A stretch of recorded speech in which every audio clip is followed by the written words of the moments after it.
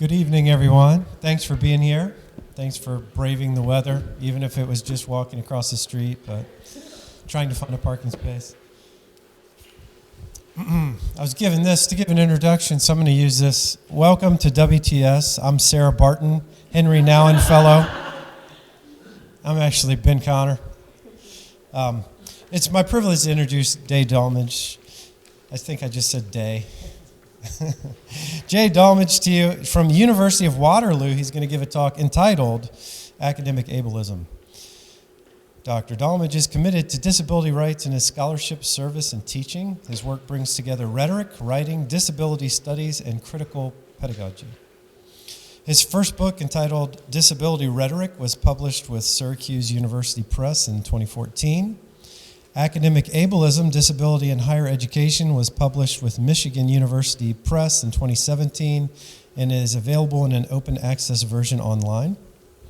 And Disabled Upon Arrival, Eugenics, Immigration, and the Construction of Race and Disability was published in 2018 with the Ohio State University Press.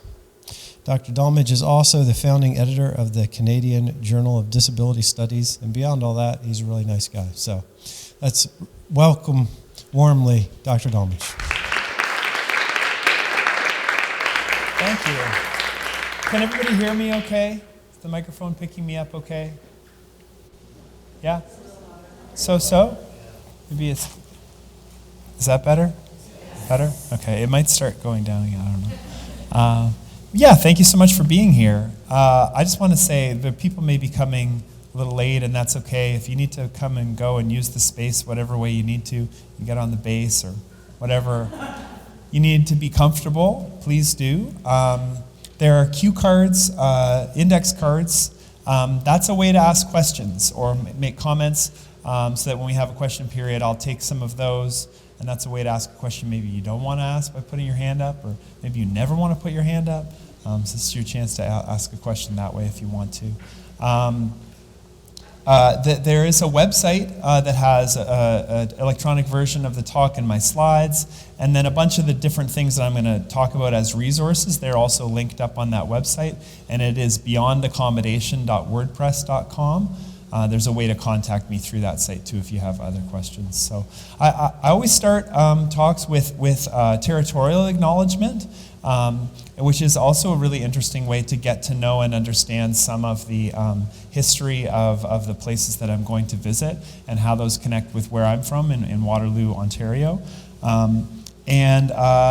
It's also similarly territory of the Anishinaabe, the Three Fires Confederacy of Ojibwe, Odawa, and Potawatomi peoples. And so I just want to say that I recognize, support, and advocate for the sovereignty of Michigan's 12 federally recognized Indian nations, for historic Indigenous communities in Michigan, for Indigenous individuals and communities who live here now, and for those who are forcibly removed from this area. By offering this land acknowledgement, I affirm Indigenous sovereignty and will work to hold myself accountable to the needs of American Indian and Indigenous peoples. And part of my talk is going to be a kind of mapping, so I hope that there's a way we can engage with this territorial acknowledgement beyond just making it. So in my talk, I'm going to start with a legend for a kind of map of higher education. And there are three things in this legend, and the first of them is steep steps. So in the slide I'm showing you here, this is a still from the movie Monsters University. Who's seen the movie Monsters University? Okay, so when Disney and Pixar animators wanted to create a realistically forbidding picture of higher education, they studied Stanford and Harvard and University of Michigan, and buildings just like this one that you're looking at here. And we see this kind of Gothic architecture. It's a red brick building with, it looks like limestone or sandstone, big wide marble staircase at the front of the building. And we see monsters sort of throughout the landscape, some of whom are walking up those stairs or walking up towards those stairs. So I want to suggest that this image of the steps is one that you probably all have some association with. They're things that you see on your way to work, and and that we identify with higher education more broadly. And I want to suggest that that experience with stairs is a formative college experience for all students, and it's a metaphor for access as well.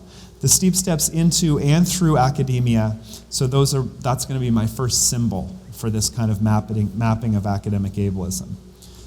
The other image here I'll come back to, but this is a monster snail on the Monsters University campus. And in the beginning of the movie Monsters University, we see all of the monsters moving across this landscape with all of these kind of classical and Gothic architecture in the background. And there's bells ringing. They're all trying to get to class. We see the snail in this GIF is working as hard as it can to get to class. He's got a backpack on. He's really moving his arms rapidly, but he's not getting very far. I'll come back to this image later on. Okay, so the second image I want you to think about is the retrofit. So when we find stairs all over campus and when we see trends that want to emphasize these stairs even more, we also need to have retrofitted access to comply with minimum standards laid out by the ADA. The access is often minimal indeed. See, for instance, this retrofitted ramp, and this is added onto public housing in Clydebank, Scotland. The image shows a view of the concrete ramp from the sidewalk in front of a small red brick semi-detached house. The ramp has 10 levels. It runs diagonally from side to side 10 times. The entire ramp is enclosed on both sides by heavy gauge steel railings. And I want you to look at this image and think about how the retrofit physically slows the young person who requested that ramp, while also making a spectacle of their need for access. Imagine, how long does it take to get up or down this ramp? And how does this ramp stigmatize the family that lives in that house? This ramp, it's an exaggeration, but it distills for us a chronology and absurdity of the accommodation process for many people. The idea of offering an accessible entrance to this young woman is a good one. The implementation destroys the sentiment.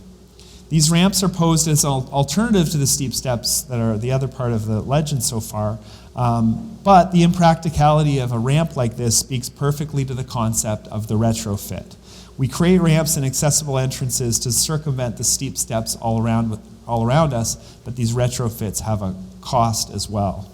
When the approach is remediation and the impetus for change is that you've been legally compelled to comply, we have a perfect distillation of the retrofit. Access for disabled people happens only minimally, only when mandated. And this should cue us to how this ableism extends from the physical environment to the academic, social, and cultural environment. Okay, so that's the second in my legend. And then this is us here. The third symbol is universal design. And this is the room that we're in right now. As Ronald Mace wrote, quote, "Universal design is the design of products and environments to be usable by all people to the greatest extent possible without the need for adaptation or specialized design." The universal design movement was first an architectural movement that worked against the exclusion of people with disabilities and argued that instead of temporarily accommodating difference, physical structures should be designed with a wide range of citizens in mind, planning for the active involvement of all. To do so, disability and diversity needed to be central and not marginal to the design process. So the alternative to building these old buildings with steep steps, or the unsatisfactory retrofitting of these spaces, is to think from the beginning about how all bodies might enter and fully utilize a space. I'm not an expert on the buildings on your campus, but the one example that I thought was notable was this space at Mulder Chapel. Here we see the inside of the chapel, and instead of having elevated spaces from which to preach or tiered spaces from which to worship, the entire chapel is level. I would imagine that this restructures, and I can now say that I know that this restructures what goes on inside the space as well. And the space can be easily changed for a variety of functions. This distills one of the keys to universal design, which is for flexible use. Of course, changing physical structures has also always been seen as a way to challenge ideological ones. Universal design for learning was then a philosophy of teaching adapted from these architectural roots, advocating for the use of multiple and flexible teaching strategies to address the needs of all students. Okay, so those are my three symbols. And I'm going to look at each of them in a little bit further depth and ask you to think about some of your own associations with these symbols. Beginning with the steep steps. So I'm going to go back to my steep steps image here. The steep steps metaphor puts forward the idea that access to the university is a movement upwards, and only the truly fit survive this climb. The steep steps, I was thinking that one of the key terms that we were talking about today was the word fitness, that factors into standards around here and other places.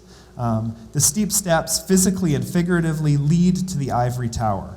And this tower is built upon standards. In many ways, this is an identity that the university has embraced. The self or selves that have been projected upon the space of the university, they're not just able-bodied or normal, but exceptional and elite. The university is the place for the very able. Taking the stairs is a value-laden expectation in many ways. Not only have people with disabilities been traditionally seen as objects of study in higher education, rather than as teachers or students.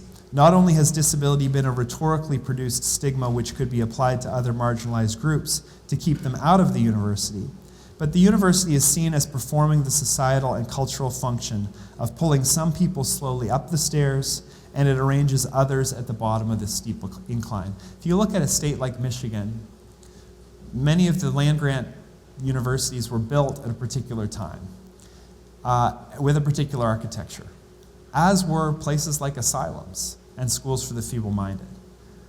They look the exact same from the outside, but one of those spaces is a place to keep a certain group of people out of society, and another is to ensure that a certain group of people mingle with one another and mix with one another to be the leaders of society. Okay, I'm going back to this image of our snail.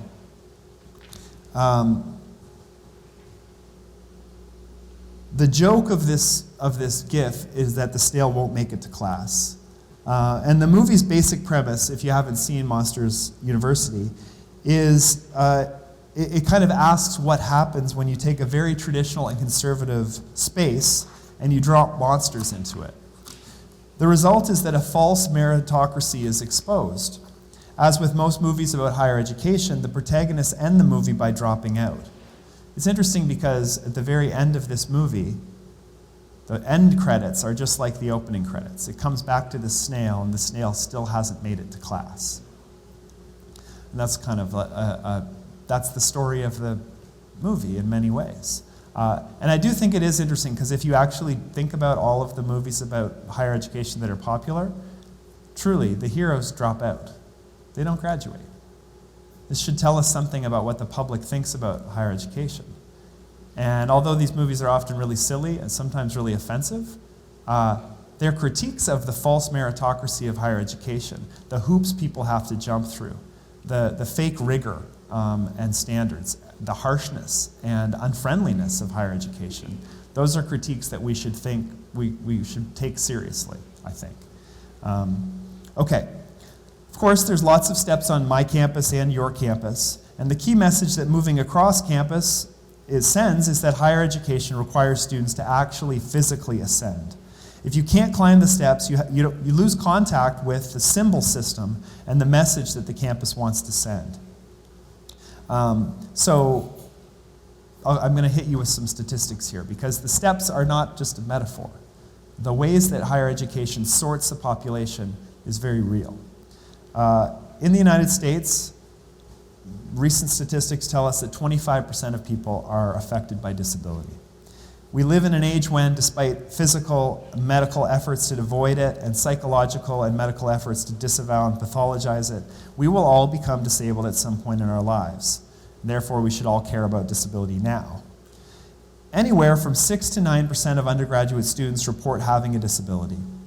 35%, so compare those two statistics, 25% of the general population is disabled, and only 6 to 9% of university students have a disability. 35% of those disabilities are learning disabilities. We also might assume that many students with invisible disabilities pass, hiding their disability or attempting to overcome it. As teachers, staff members, and administrators, we might recognize and celebrate the diversity of students we teach. But we must also recognize our roles within institutions, disciplines, and perhaps even personal pedagogical agendas in which we may seek to avoid and disavow the very idea of disability, to give it no place. So, some more statistics. 13% of US citizens 25 and older with a disability have a bachelor's degree or higher. This compares with 31% with those without disability. More students with disabilities may be enrolling than in previous eras, but, quote, nearly 2/3 are unable to complete their degrees within 6 years. Just 41% of students with learning disabilities complete their education.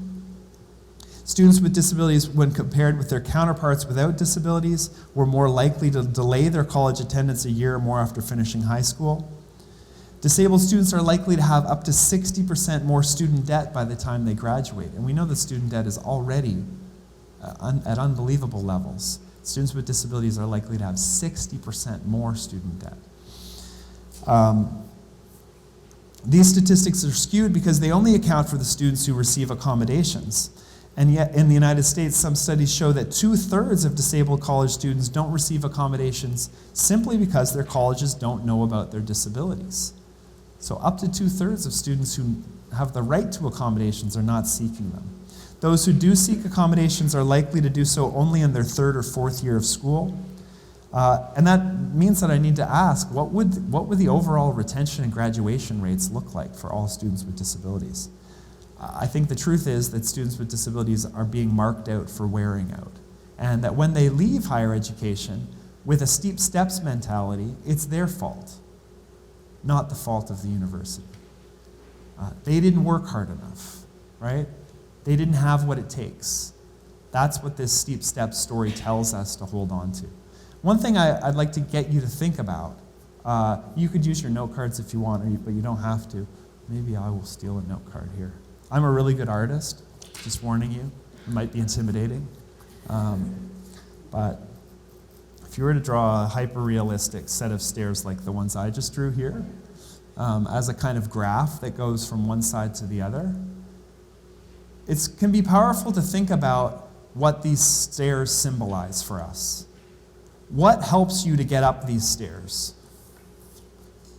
What are the forces pushing back down? What do you get when you get up the stairs? Right? Who starts where? Do all students start in the same spot? In our own history as learners, what have been the things that helped us up the stairs? Where did we start? Where do we feel we are now? What's the cost of moving up the stairs? What's the cost of not going up the stairs? I like to use board game metaphors because I play a lot of board games. But has anybody ever played the game Chutes and Ladders? There's lots of chutes and ladders on this set of stairs. In Canada, we don't call it chutes and ladders, we call it snakes and ladders. So you don't fall down a chute, you get bit by a snake. Right? And that's real too. Right? Snakes and Ladders is a realistic map of an undergraduate student career, let alone a graduate student career, right? Thinking about what those chutes or snakes are and what those ladders are, I think can be really powerful. Because the ladders are often things that are hidden, and only some people know where they are. And the chutes are often hidden too. I know I do a lot of advising, and the story that the Steep Steps tells us is that for the student pathway through education goes like this, like a straight line of ascendance. But even for the valedictorians that I've advised, it goes like this, up and down. Just like a career goes up and down. And that up and down line, that's a learning line. A line that just goes straight in one direction and never wavers is not a learning line, right? So these are just some things to think about when we think about this steep steps. Okay, so the other thing to say about the steep steps is that, and about this, the fact that so many students are not even seeking help in higher education, is that the average operating budget of a disability services office on a university campus is about $250,000. That gets you like the 7th assistant football coach, right? Or an associate dean. Associate deans are multiplying. Football coaches are multiplying. These offices aren't, and they're drastically understaffed. So the student to staff member ratio at these offices is anywhere from 1 to 150 to 1 to 250 students. So you get what you pay for. These offices are underfunded and overworked. I'll give you one more statistic to try and think about. For students with learning disabilities at the K-12 level, 94% of those students with a learning disability get an accommodation. When those same students come to university or college, only 17% of them get an accommodation. So the very same thing that probably allowed them to get into university or helped them get here, they don't look for that help when they come to campus. And it's got to be the culture, right? We have to address the fact that the stigma around asking for help is so high. You know, another statistic that just came up, I don't know if you all see, there's a thing called the National College Health Assessment. And it's a big deal, and universities generally pay really close attention to it. Every institution has to publish their own results of this survey. And what they don't do is they don't compare their own results against the national average, right? So often you have to go do that yourself. But on average, the number of the percentages of students experiencing really high levels of stress and anxiety and the concomitant health issues that come from those things is going up, and the amount of the behavior of seeking help is going down. And this may be, in my mind, a generational thing. We may be dealing with a situation where things are getting worse and students are asking for less help. So that's the trend anyway. And what is it of the culture that's leading to that situation where you can have all of these supports in place and students aren't even seeking them? What do they know about those things, and what do they not know about those things? Okay, so that's steep steps. And then what happens when we retrofit? And here I'm going to move away from statistics and more of my board game metaphors. But I want us to look a little bit at the logic of retrofitting. The law says that there needs to be a reasonable accommodation in place when a student is experiencing a barrier, right? But a retrofit is often just as much a ceiling as it is a floor. It is the legal minimum. And so a retrofit is a kind of cure for disability, but a half-hearted one. So it kind of begins by negating disability and ends up only partially succeeding. The truth is, most often, the only time disability is spoken or written about in class is in the final line of the syllabus, when students are referred to the Office of Disability Services. And thus, the message to students is that disability is a supplementary concern, and that it's not the teacher's concern, not really a part of the course. It's at the back door of the syllabus. Teachers deal with disability through the ideological equivalent of a really bad ramp like this one, right? Disability as an identity category can come in the side or the back entrance if it's included at all. And if a student does seek accommodations, we treat them according to the cliche about Las Vegas. What accommodations happen in this class stay in this class. And students need to negotiate this over and over and over again. They often need to get diagnoses, expensive diagnoses, over and over again, right? So there's constantly more hoops for them to go through. But that logic of Las Vegas is more about the teachers than it is about the students. There used to be a system where you'd get an envelope in your mailbox when you had a student with a disability in your class. The first thing that happened then would be, if you didn't have an envelope in your mailbox, you thought, great, I don't have any students with disabilities, right? If you did get an envelope, then you treated it like, has anybody played the carnival game Whack-A-Mole? Right? It's when the little moles pop up and you smack them with a hammer and you hope they go away. Well, that's the approach to disability. We hit that disability with a temporary accommodation, and we don't change anything else about what we're doing. So that accommodation that we gave to that one student is something not that we're going to build into our pedagogy and our teaching as we move forward, but something we're only going to give minimally and only when we're forced to do it. Okay, so the other thing that students have described the accommodation process as being like, has anybody played the board game Battleship? So Battleship is a game where you have a table in front of you and a screen in between two sides of the table. So you can't see your opponent's board. and you lob a missile over and you hope to land on a ship on the other side. Well, students talk about going to the Office of Disability Services and lobbing a diagnosis over this screen. And they hope it'll land on something on the other side that will help them. But they don't have any idea what's on the other side. And they don't have a negotiating role in finding out what that will be. The truth is, what's on the other side is really not very much. Very limited range or repertoire of accommodations. And none of this is a game, right? So research shows how large a cognitive load disabled students have to carry to have what actually gets called a cognitive overload effect. They're taking big risks over and over again in terms of disclosing a diagnosis, and they're not sure at all that what they get is going to help them.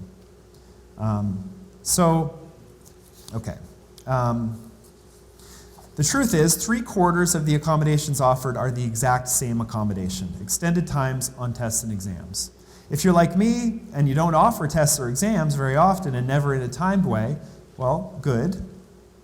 But if you keep working with disability services and they keep offering this accommodation, then you're short-fusing the process. You haven't helped to expand that repertoire of accommodations. You've just said, good, this doesn't apply to me.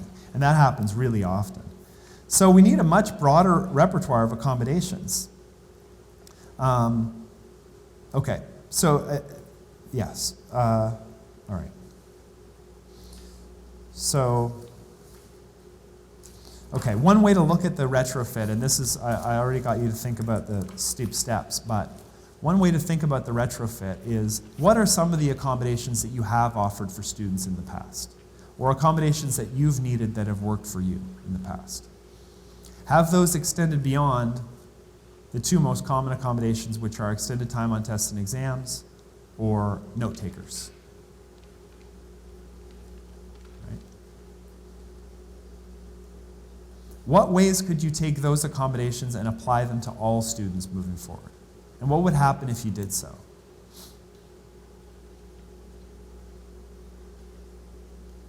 I'll give an example, and it's a soapbox issue for me, so time tests and exams. I work at an institution that's dominated by time tests and exams. The whole mood of the campus hinges on when exams are. You can just feel it. If you're out on campus around midterms or finals, you can just feel the tension and the pressure building up before these tests and exams. What happens if you make them untimed so that students can take them home? I had a class that I was teaching last year. It was one of the first times that I had ever had to give a test or an exam. And the challenge I gave myself was, how do I write a test or exam so that students can take it home and do it? So that the answers aren't Googleable, right? They can't cheat. Because that's the reason for time tests and exams. Constructs students as incapable of keeping themselves from cheating, right? The truth is, when you write an exam that students can take home and do on their own, it's a really good test or exam.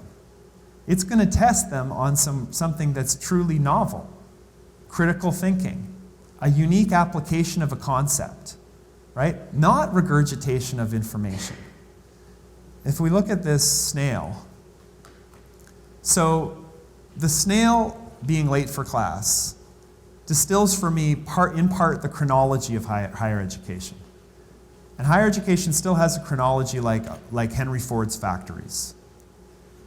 Everything happens in little timed chunks, right?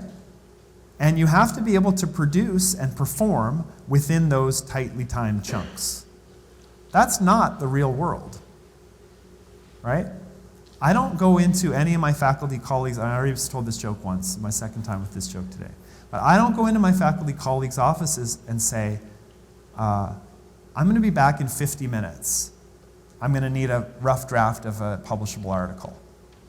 It's not how it works. In fact, my colleagues aren't even in their offices. They're at home in their home offices, and they have everything they need, right? A perfect environment, a cat on their feet, coffee, whatever it is that they need to be productive. They know that they have to do that, right? And yet we put students in these completely fabricated and very difficult and stressful situations, thinking that that somehow makes them learn more. And all of the research shows us that it doesn't. So a time test or exam does not make students study harder, it does not make them retain more information, and it doesn't make them perform better. In fact, it does the opposite. They forget more quickly, they perform more poorly, and they learn less when we make it a time test or exam. I think that should matter to teachers because we should want students to learn. And yet we're doing something over and over again that all the research shows us hurts student learning. The only thing that time tests and exams are good for, research-wise, that you could use research to support the time tests and exams for, would be that they reproduce discrimination that already pre-existed, so along class, gender, and race lines. And yet we make students run all over campus getting doctor's notes and diagnoses and jumping through hoops and taking risks by throwing these things over the battleship screen just to get a little bit of extra time doing something we never should have been asking them to do in the first place. What if we made professors prove why they're giving a time test or exam? The only thing they could say is, I like discrimination. That would be the only research-based justification for doing it, right? So that's just one piece. And if you're like me, and I get the impression that a lot of people in this room who are teaching are not necessarily giving time tests or exams. But what is the equivalent thing that we're doing that we're not examining, that we just do because it's the way it's always been done? What of what we do is reinforcing these kind of false timelines and deadlines, right? Nobody walks into an architecture firm and says, okay, put your pencils down. Whatever bridge you had is the one we're going to use, right? It's not a cooking show. It's a life skill, right, to learn the conditions under which you're most productive, that you can think most deeply and carefully, right? But we create an environment over and over again that doesn't allow students to do that. And we act like that will make them tougher somehow or smarter, and it doesn't do those things. Okay, so that was a soapbox thing about tests and exams, but I think the point is to try and examine some of those things within our own teaching. I can give one more example, and that is just around something that is the opposite of the rigor of time tests and exams. How many of you, when you were in school, got a participation grade? Remember getting participation grades? So for about a decade, I was giving participation grades. And I had no idea what they were measuring. Sometimes 30% of a grade in one of my classes was participation. And I would give that grade the day that I was putting my grades in. And it would be some nebulous judgment of how enthusiastic the students seemed about learning, or how many times they talked in class. And it was actually rewarding things I don't value, like students who just put their hand up all the time and don't listen to anybody else, right? Or monopolize the conversation. That was a way to get a good participation grade. So it was actually rewarding things that I didn't want to have in my classroom. So I've tried to look at participation in the same way. What are the barriers involved here to participation? What's the goal of participation? The goal for me was that every student in the room should shape the curriculum, should shape the conversation. And if I wanted that, the one barrier that had to come down was talking. You don't have to put your hand up and talk to be able to shape the curriculum. So what things can I do in the classroom that allow students to give their input without having to always put their hand up? And what I did is I put it back on students. So we teach in 12-week semesters. At week 4 and week 8 every semester, students write me a memo where they tell me all the ways they've participated. And I tell them to be inventive. So I had one student for an entire semester took minutes of every class. It's like their parents were obsessed with Roger's Rules or something. But that was a really valuable form of participation for a student who did not want to put their hand up, but wanted to contribute. Other students will take pictures whenever something's on the board, and they'll provide a transcript, right? There's a wide variety of different ways to contribute that are really helpful. Sometimes you don't even need to be in the room to be a contributor. right? So asking students to tell me how they'd contributed, for me, expanded that repertoire of possible ways to be a contributor. And then I could actually assess it in a real way and reward students for taking that effort. The result was that everybody's participation grades were much higher, but the key result was that everybody's participation was much higher. And there was a wide variety of ways to do that. And that's just one example of a way that we might take something that's a temporary accommodation for an individual student, and once we apply it to all the students in our classroom, we realize that it just creates a better learning environment. In disability studies, there's a concept that's called the electronic curb cut effect. And it's the idea that a lot of the technologies that were originally developed just for people with disabilities are now things that we all use. So everything that's cool on your smartphone, optical character recognition, Siri, even email itself, those were all programs that were originally developed for people with disabilities. And they were really expensive and really difficult to get and really niche until we realized that everybody could use them and that they'd make the world more accessible for everyone. And that's part of the philosophy behind universal design, which is the third of my metaphors, and it's supposed to be the perfect one that solves all the problems, right? Okay, so universal design, I gave a kind of overview of the architectural history of universal design, but the basic principles of universal design for learning are multiple means of representation to give learners various ways of acquiring information and knowledge. So that's basically what I'm doing right now. Showing a slide, but also reading it. That seems simple, but it's actually really important. Giving a visual description of a slide, even when you believe that everyone in the room can see it, is a way of showing students how you see and what you would draw attention to. I learned this, I took an art history class for fun when I was on sabbatical, and having an art history professor give a visual description of a piece of art was wonderful, because they had a particular language and method for describing what they were seeing. If they just left it up there, then we would have been lost, right, in knowing how to do that. I think the same is the case when we're showing data to students on the screen. Showing them how we would describe it is a way of showing them how we'd want them to interpret it. So multiple means of representation. That's a universal design principle as well, called positive redundancy, and that's just that repeating yourself is good and important, especially if we're stuck in these 50-minute chunks. You all are not going to remember most of what I've said today. You'll remember little bits and pieces. So then I want there to be a website where you can go and get the stuff, right? If you want to use something that I've said as an argument to propose something on your own campus, I want you to be able to go and get that paper and find the citation, right? Or find the source. That's just positive redundancy. Like giving it to students in multiple ways is valuable. Okay, the second piece is multiple means of expression, which gives learners alternatives for demonstrating what they know. And the participation example is a good version of that, right? So it just means that students can show what they know in a variety of ways. Time testing will not be a good indicator of how much your students have learned from you. It just won't give you good feedback. You won't know how much they've learned that way. But giving multiple means of showing what they know will do that. And hopefully you all can think of examples where you do this, or challenges where it might be challenging to give multiple means for students to express themselves. And the final piece is multiple means of engagement. And that's just more than standing and delivering, right?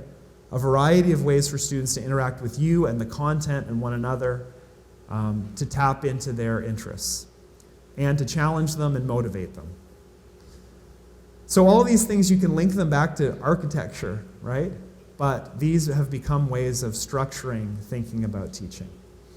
Okay, so I want to point you to a couple of resources. One is, I want you to, there's a book that I wrote called Academic Ableism, and there's an open access version of it. But it has an appendix that has thousands of universal design teaching ideas. And I call it places to start. Not because you should go and do all these things, because it would be impossible, but because any one of these things might be a gateway drug, right? Changing your participation policy, or for a semester, not giving time tests and exams, or giving every student the accommodation that some do, which is time and a half. What happens if you just gave all students that extra time, right? When you see how those things restructure the learning in the classroom, then I believe they do become a kind of gateway drug, and we want to try and do more of that. Okay, so I have a couple other things that I know that I want to cover, but I also know that they'll be coverable through the ways that we interact with one another now. So I want to open things up a little bit early for questions. And we could go back and think about the steep steps. What are some of those experiences? What are some of the things that create steep steps? Or we could think about that retrofitting. What are the accommodations that we all have used that have worked, or that we all need in order to learn or to be part of our community? And then how can we take those things and apply them to everybody, and what would the impact of that be and value of that? So if you have a card, then you can, I guess it kind of defeats the purpose of being anonymous if I go and get the card from the person. But what we can do is just pass the cards. So if you have a card question, you can do it now or later, and we'll just make sure we... Sorry, I'll hold this here. I'm just taking this off for 1 second because my head is hurting. But if you want to ask the question, I can bring you the mic also. Yeah. My handwriting's nearly illegible, so I'll just ask. Sure. You'd mentioned, or you said, and maybe it was just an aside, but I get the impression it wasn't. You said you don't even have to be in the room to contribute. Yeah. Right? So can you expand on that Sure. a bit? What does that look like? What does that mean? What do you mean by contribute? Sure. So, because I think this is a big issue. I think it's like it's like a next thing that higher education has to get its head around. Because we have attendance policies, especially for general education type courses, that in my mind are real barriers. You all have a program, a master's program, with 50% of students taking courses from a distance, right? Is that right? Something like that? You can have programs that have that on the one hand, like University of Waterloo. Online learning is incredibly popular among students, in part because it removes some of the social barriers that they feel in the classroom. You can have that at the same time as when students meet on campus, if they miss 3 classes, they'll fail. So how can you have those two things at the same time? Like advance online learning because students really value it, and on the other hand, if you're taking a class on campus, the only way to contribute is to be there in person, right? There's a kind of myth that underlies that idea of attendance being so valuable that is all about the ego of the professor. It's the same thing that leads professors to not want to share their notes. If professors would just share their lecture notes, that would remove a huge barrier. Campuses like mine are constantly searching for student note takers that we can't afford to pay, so we make them volunteer, which is a huge problem because they don't volunteer. Students don't get note takers. It's an accommodation that is delayed often until after the first midterm. And it's all because individual instructors won't share their lecture notes. Why? Ego. They believe that what they say is so valuable that it's not shareable. And if they did, the value would be vacuumed out of their classroom. It's the same reason why they believe a student has to be there to be learning. Or that if a student's there, they can't be on their laptop. Right? All those things I think are underpinned by this myth that like what I'm doing at the front of the room is the most important thing and how I say it is the most valuable thing. Right? And to me, I think presence is a different way of thinking of attendance. How can a student be present? How can they contribute even when they can't always be there? Because the truth is, I talked about student debt and the epidemic of student debt. There are no students at the very, very few students at the undergraduate level who are not working, for example, who don't have other pressures in their lives. And we want to open up higher education to those people, but then they're also going to be penalized if they can't make it to every single class, right? Even if they can demonstrate that they've learned, they have to be there, which to me seems to be a false kind of approach. Does that make sense? Yeah. I have a follow-up question. Sure. Because I actually was going to ask about attendance too. Sure. I actually teach over at Hope. Yeah. And I've been struggling with how to adjust attendance because I've noticed, a consistent problem with accommodating students with severe anxiety and issues of that kind if you have a strict attendance policy. On the other hand, I am currently working with a student who found my lack of an attendance policy this semester a barrier because of being someone who, in their disability, felt like if they needed an extra impulse to make them get out of bed, and because of not having that, the student was not coming to class at all, and we ended up having to have an intervention on that end. So, I don't have a solution to this, and I don't know whether anyone does, but I just thought, maybe we could talk about the kind of potential issues of having different kinds of barriers for different kinds of conditions and people. Sure. So can I divide it into two questions? Yeah. Because I think one is about conflicts of access, right? Like what happens when the thing that we're doing to make the class more accessible for one student might be making it less accessible or creating a barrier for somebody else. But just on the attendance thing, I should clarify. I have a policy, but it's not an attendance policy. It's wrapped into my participation policy. And that is, you can miss as many classes as you need to. But you need to tell me how you're going to make up for the class. Again, I'm putting it back on the students. If you miss a class, that's fine. How are you going to access the content, and how are you going to share with other people? Right? So because we have these multiple modes of participation, I always have a student who's taking notes and sharing those notes with the whole class on a Learn. Like you all have Canvas, we have Learn, whatever, your course management system. So if you have to miss the class, you can still take part in the discussion on the discussion board, right? Or if you miss something like peer review or some collaborative work, there's somebody else who missed too. You can email them and do the work together that you missed in class. There's always a way to make up for what we did in class outside of that 50-minute chunk. So that's how I approach attendance, is that you don't get out of the work. You can do it on your own schedule, but you still have to engage. Now, as for the issue, and I see this commonly, where having parameters and time limits and deadlines can be a big barrier for a lot of students, but it's necessary for another group of students. And that's about knowing who you are as a learner, right? So I have a system where I write down a list of things I need to do on my computer, and then when it becomes really urgent, it's a written list that I stick to my computer screen, and then when it's really urgent, I write it on my hand, right? That's my system. I know that once it gets to my hand, I'll do it before I shower.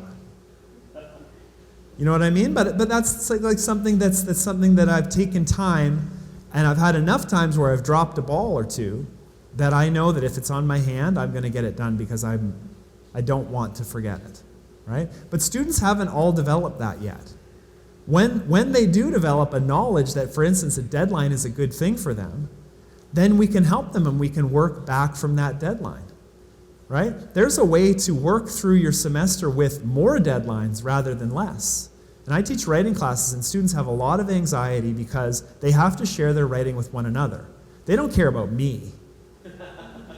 They do care about sharing their writing with one another, and I know that, which is why I want them to do it, because then when they're writing, they're thinking of a real audience. I'm not real to them, right? I'm an assessor, and that's very real, but I'm not real as a person, as an audience. So for those students who are going to have anxiety about sharing with their classmates, I actually help them create more deadlines. Come to my office with your rough draft a week before we do that. And you and I can peer review so I can show you what the peer review is going to be like. Or a student who, sometimes in my classes, you have to do an oral presentation. Call me on the phone and give it to me a week before. Then the day before, come into my office and give it to me.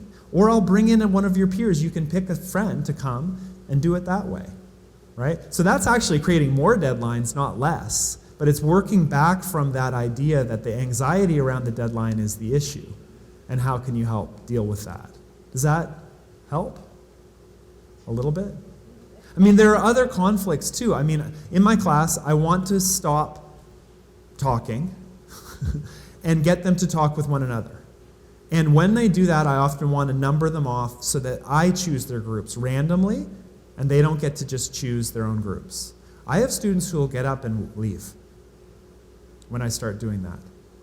It's too much for them to think about being forced to be in a group with people that they don't know. But I'm not going to stop doing that. I just need to work with those students to figure out how I can do that in a way that works for them.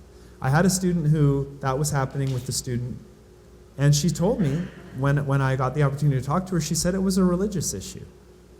She didn't want to be forced to be in a group where she would be the only woman because of her religious background. And I didn't know that. I just knew she was voting with her feet, right? She was just leaving. I didn't even really know what it was that was causing her to leave. So then I developed a system where I was numbering students off, but I was being a little fake about it, right? I was making sure that I remembered what her number was and making sure she wasn't going to be the only female-identified student in that group. But those conflicts happen. And even with the participation thing, I want to say, when students write me that memo and tell me all the ways they participate, I'm allowed to say, no, that's BS, and push back. I even say to them a lot of the time, you've chosen all of these ways to participate in small groups. In the second or the third of the class, can you make an effort to try and be the person who shares from your group with the large group? Because pushing and getting uncomfortable is an educational value too. But then it's coming from a place where that's not, where students have the right to say no or tell me why they don't want to do it. They're not being forced to do it. But I think those kind of conflicts are real. And I think we're seeing much, much more and learning much, much more from students who have anxiety disorders or, where that's part of the issue. And it's not always just about removing the things that cause anxiety. Sometimes having more structure and more deadlines and things like that can be really helpful for those students. Are there ways that you think about accommodating those students, or you've seen work? I think this is helpful. Okay. Yeah. I have a couple written questions here. Yeah. You focused on how higher ed is already designed from an ableist mindset. I'm wondering how the students can work to counteract the system now. Yeah. Well, I see students doing a lot of it.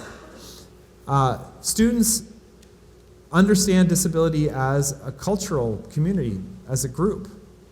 And so, you'll have disability cultural centers. You'll have student disability clubs. That's the opposite of the stigma, right? That's one way that students do it. But it's pretty hard to ask students to dismantle this ableism, right? I think that they have some tools for doing that faculty don't have, but they have a lot less power. So one thing that I think is important is that offices of disability services should be answerable to students. There should be the equivalent of like a board of directors for accessibility services that is a student group that gives feedback about how that's working. Some consultation with students where they're given actual power. Those offices are too often answerable to nobody, aside from a provost, right? And they should be answerable to students. That's one piece. That's a really good question. I think I don't focus as much on how students can counteract the process as I think about how faculty and administrators should. Okay. Divinity programs typically rely on significant reading outside of class. What universal design for learning approaches might address the barrier of assigning significant amounts of reading? That's a great question. Students don't read that much. It's just true.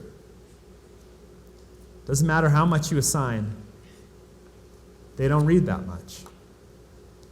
And there's good reasons for that. But I teach graduate classes, and my rule basically is whatever the readings are that I assign, at some point I cut them by a third. That what I think is essential reading is more than what is truly essential. And that I try to mix in, whenever possible, some non-academic sources. So a podcast, a video, TED Talk, some more of those types of things than just pure reading. There's been these interesting longitudinal studies of how students, what fills a student's day. Do anybody remember like Family Circus cartoons? Remember on Sundays there'd be a Family Circus cartoon, and it would be, the kid would come to the parent at the beginning and say, "There's nothing to do." And then it would show their footsteps and the path of what they actually did in a given day. And it was a ridiculous amount of stuff. That's like a student's day. And we only see the tip of the iceberg. We see them in a 50-minute chunk. But what they actually have to get done in a day is huge. And I find it hilarious because curriculum committees will do all of this intricate design to make sure that all of this student learning is scaffolded. And they get this one piece after the other, and they can't take this one class unless they have the other one, right? And I've been an advisor, and students never do that. They always take a bunch of first-year classes in fourth year and a bunch of third-year classes in first year, and it's completely out of order. But also, if we actually saw what they had to do in a day, or tried to take that same level of design to say, could we make sure that we're not all making an assignment due at the same time? Right? Then we'd feel a little bit differently about something like the amount that students read. What cognitive load can a student realistically take on? How much reading are they being assigned in their other classes? How much could they possibly retain of that? So one thing I've done with students is I've asked them to bring in their other syllabi. Get 4 syllabi in front of you on a table, right? And then I plan the deadlines in my class so that I'm sure that I'm not making a major assignment due on the same day that they have a midterm. Because it doesn't matter to me. We act like it matters, but it doesn't really matter. There's no difference between me getting it on October 23rd and me getting it on October 27th, other than that I'll be happy for 3 more days, so I won't have a giant pile of things to grade, right? So I don't know, that's not an answer to this question, and there's probably no way around in a divinity program not becoming a better reader. But we really rarely talk to students about what it takes to be a good reader. What's the environment you need to be in? The mind frame you need to be in? What are the good times of day for you to read? Right? We have all these things and we've internalized and we know what works for us, but we haven't helped students nurture that same kind of, those habits. And then those become survival strategies. Some students have them and some don't, and the ones who don't have them don't do well, even though they're hidden curriculum. So I do think sometimes it's about getting those syllabi out in front of us, or telling students, it sounds really weird, but I still do this. When students submit essays to me, I voice record my feedback for them, in part because when I write something on the page, they think it's all really negative. Even if I'm using a lot of praise in my language, they just think it's mean. And my voice is not mean. So I just speak it to them. But the one interesting thing that comes from that is I do this corny thing of saying, I'm sitting here and I had a coffee and I just read your paper and it's Sunday morning. And students really liked picturing the environment in which I worked. It's really corny, right? They like coming into my office and they say, this is such a nice quiet office. It's so nice being in here. And I make a joke because one time I called it my apartment by mistake. Freudian slip. But I say that's intentional. I work here all the time. And it has to be a space where I can get a lot of work done. when I need to read, I turn this light off and this light on, and I sit in this chair. When I read your papers, I'm sitting here. This is my coffee machine. Like, those things all matter. If you go into a workplace like Google, it is designed to the T to be a productive environment, right? And so we don't talk to students about what they might need to be productive to. That was a long, rambling answer to a question about reading, but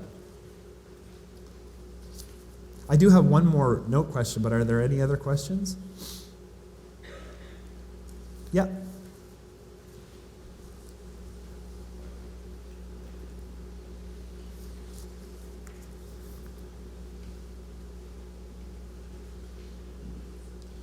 I have a question about admissions, especially in higher education, and then especially here in a seminary. There's many different. Here in a seminary, you have to have an undergraduate degree. I think there is an alternate route. Yeah. But can you talk about how even just entering into an academic institution already has barriers Sure. before you would even get into one, Yep. and maybe some ramps as to how to help Sure. remove those barriers? Sure. So I know it's not the case here, but really broadly, admissions in higher education in America is totally corrupt. And it's not just these Hollywood scandals about admissions. All that those do is expose how this is a system that privileges people with wealth and power. I mean, we know that admissions departments at Ivy League schools are looking at particular zip codes that they call super zips, because they know the students from those zip codes are not only going to come to their school and succeed, but they're going to donate money later. So those admissions are based on who's going to give us the most money. It's backloaded, right? But it's biased. The thing that, and we talked about this a little bit earlier in a meeting that I was in, because I know that's not how admissions work here, right? But the truth is, higher education looks really different. The students who want to come and get something like a graduate degree look a lot different than they looked 30 years ago. And we know that the K-12 education system is extremely imbalanced. We know that it's a racist system, for example, and that is baked into the structure of public education. A legacy of racism and segregation, right? That has to be reflected in admissions processes. That has to be reflected in what happens when the students get here. Admissions is just the first part. But I think there's a universal design principle that's called tolerance for error. And that is, if you want to get in a door, I've given this example a couple times already today, but these are bad examples. These doors are crappy. So I'm walking over here. This door does not have good tolerance for error, right? Because I can go like this. Oh, no, it does. Sorry, if I pulled it, I'd look like a dummy, okay? There's no reason for that. A good door, I could pull or push, right? A really crappy door would be a knob that I'd have to turn in one direction to get through, right? A great door, I could pull or push. It would have one of those bars where I could hit it with my hip if my hands were full, or I could bop a button over here and it would open. Because the point of a door, well, that door has more, it's beautiful. But most doors aren't. The point of a door is to get through, right? To be in the room on the other side and to contribute to whatever is happening there. So when you have a door that 50% of people can't get through, then you've defeated, all that you can be sure of is that the conversation on the other side is not going to be a very good one. It's not going to be the one that you want. So I think that applies, like you said, what's another way to get in through the door? And is the door just poorly designed? That's an oversimplified answer. Because in admissions, I know it's more complicated than that, but that door metaphor works for so many different things in the classroom. What's the goal, and what are the barriers that are being imposed that don't need to be there? Can anybody else think about how we would apply that to admissions? Or how do you create an admissions process that recognizes that higher education has been a place where we've been stepping society for a long time? What do you build into that process? I mean, you take out standardized testing to begin with, or you at least go and look at all the research around standardized testing. And again, it will reproduce what I already said. It's not a good indicator of how people are going to perform or succeed in higher ed. It's only a good indicator of where they came from and what the system was like where they came from. What are the other things that you remove? What other barriers can be removed? I mean, I have colleagues who've done a lot of research around how admissions essays are read and the kind of rhetorical performances that are expected in admissions essays. How do students disclose disability in admissions essays? It's really actually powerful research. Because who's assessing those, right? I don't know, I'm trying to think on the top of my head, but how are any of those things imposing barriers? And if the goal is to have a diverse group in the door, then how do you remove the barriers to get those people in? The other thing somebody said to me earlier today is the goal of the master's degree is different now than it was 20 years ago. You have a lot more people who are doing it now just for the joy of learning. That's different. It's a different group. How do you change the admissions process when it is a different set of goals for the people who come in? It's not a gatekeeping function anymore for a lot of people. They don't want to go into ministry. Some do. There's so many things like that that just don't get examined, though. That's why your question is a really good one. Because it's true. People want to construct universities as really radical places, right? All the students are snowflakes and all the professors are radicals, but they're really, really conservative places. Things don't change, and they don't even really get examined very much. We just keep doing them because that's the way they've always been done. And the university doesn't look like it did when those things were first done. It's just a different place now. So you get this monsters university effect, right? You have this backdrop of all of these policies and procedures and bureaucracies that have been there for 100 years with a group of students who don't look like the students who were first on campus when those things were. And that's good. I'm glad. But the universities need to change. Other questions? Yep. So we were talking earlier today. First, thank you so much for being with us. Sure. In a really thought-provoking talk. But we were chatting earlier today with some members of the faculty and staff about your impression of this space of Mulder Chapel. Mm-hmm. And you made a comment that said, we must have a really unique community that our worship life together can inform what we do in the classroom, mm-hmm. and vice versa. Mm-hmm. So I'd just love to hear you reflect more on that or imagine what that might be like and how we might embrace already having a space, mm-hmm. that is moving towards and supportive of universal design for learning, mm-hmm. and how you see us having opportunities that other schools might not have with that kind of worship classroom life together. Yeah, and what I meant by that is just like most places, you all, I was here this morning, I mean, your day began by being in this space, and this space structured a kind of interaction with one another that was really unique. It would be hard, I would hope, to move from that kind of interaction into a really traditional classroom that was really rigid. You'd start thinking, why are we in a big circle in this one space and interacting with one another and not valuing one voice over others? And then we're going into the classroom and doing the opposite of that. So just having that cultural shared practice is a gift because it gets you out of the mindset of the classroom. And the mindset of the classroom can be really conservative. It can be just teaching the way that you've always been taught and learning the way that you've always learned. So there's an opportunity there. Now, the other thing I want to say about that, so I was visiting Syracuse University last year, and they have a big universally designed building that's beautiful for veterans. And their big goal, they have this goal to attract more veterans to come to Syracuse.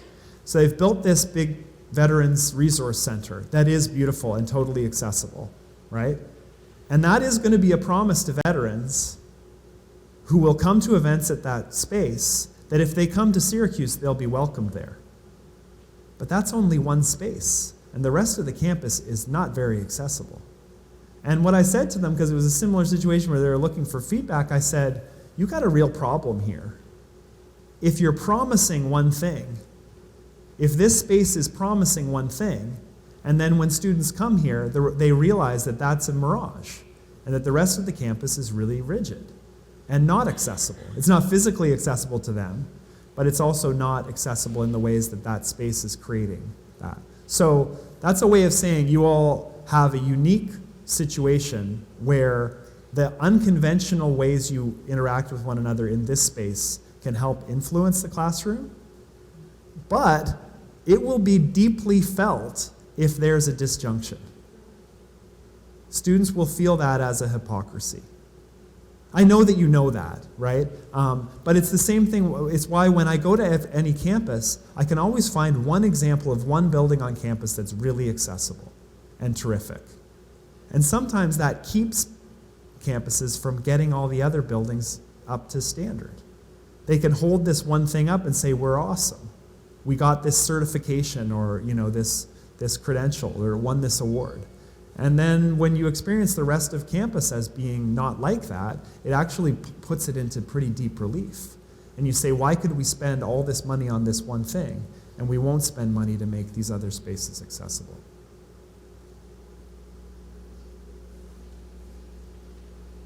So it's an opportunity and a responsibility. I do have one more question here. Is it okay if I answer this one? No? Do we have enough time? Yeah. So what are reasonable accommodations for students with mental health disabilities when social stigmas influence perceived fitness? So the one thing I'll say about this is there are some disabilities that are so stigmatized that we need to be really careful about how we offer accommodations and how students feel compelled to have to disclose diagnoses. So, and I know that this is already the practice here, that students don't have to name a diagnosis at all, technically, to get the accommodation. That's terrific, that's a first step. But professors can often interact with students in ways where students feel compelled to have to tell a certain type of story about disability. And there are certain disabilities that are stigmatized, and mental health disabilities fit within that category. So my main suggestion around mental health, around the accommodations that students might need, is that they're not radical accommodations, right? But we should understand that the stigma that accrues to those disabilities can make it dangerous for students to disclose. So, for instance, this is one tangible thing. If the practice is that students don't need to name a diagnosis, do they all know that they don't need to name a diagnosis? Because students with certain mental health disabilities won't seek accommodations under any circumstances because they worry that at some point they might be compelled to disclose a diagnosis. So how can you be transparent about the fact that that diagnosis is not something they have to share to be able to get the accommodation? You're already a step ahead. Lots of places, they make it so that you have to disclose the actual diagnosis, which I think is a violation of human rights. But how can you make it transparent? The thing for me when I talk about all those statistics about the sheer number of students who aren't seeking help, it's because they don't trust the process. So if you have a process that you legitimately feel that they should trust, then the goal should be way more students getting accommodations. The unfortunate thing is the goal of those offices is not have more students. It should be. And are there ways to link the funding of that accommodation process to goals for having more students? That there will be funding if more students are seeking accommodations. That's the way that counseling services work. The more students who want counseling services, the more justification you have for hiring more counselors. And it should work the same way for accommodations. Okay. Unless anyone has any more questions. Well, join me in thanking Jay for being here.